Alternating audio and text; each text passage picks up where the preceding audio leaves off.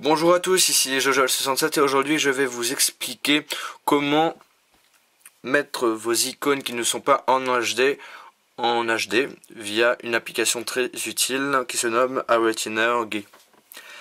Alors ça ne marche seulement bien évidemment que pour iPhone 4 et iPod Touch 4ème génération qui propose le HD avec l'écran Retina. Donc on va aller dans SIA, donc il faut avoir un iPhone ou un iTouch jailbreaké, au firmware 4.0 ou plus.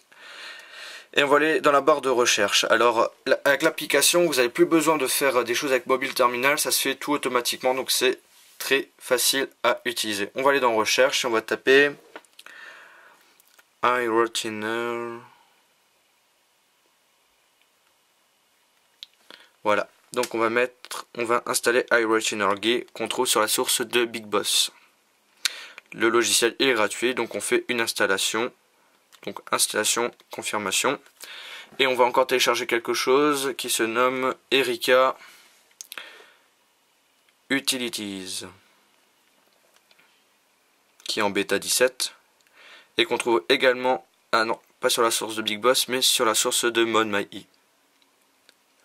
Alors on installe ça aussi, puis on relance le Springboard et on va aller dans iRetiner qui est ici.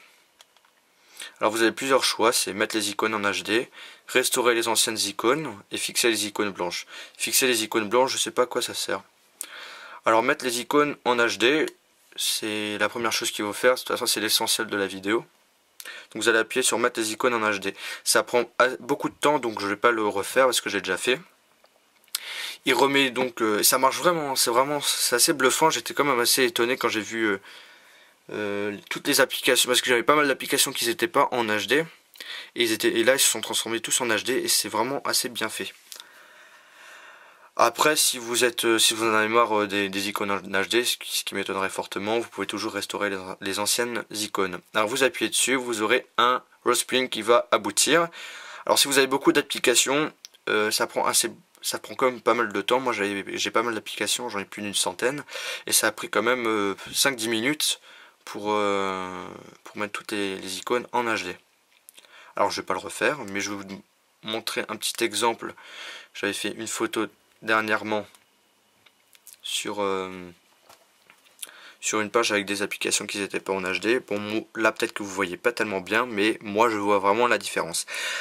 Alors là j'ai par exemple iBlastMoki et WebGen et Pushy Pixels qui sont pas du tout en HD, et là ils sont en HD. Là c'était quand j'avais pas utilisé l'application, et là j'ai utilisé l'application. Moi je vois vraiment beaucoup la différence. Bon, comme là c'est en vidéo, c'est pas trop, vous voyez pas tellement, mais la qualité, le changement est assez bluffant. Voilà. Donc c'était Jojo67 pour vous expliquer comment transformer les icônes qui ne sont pas en HD via l'application iRetiner pour votre iPhone 4 et iPod Touch 4ème génération.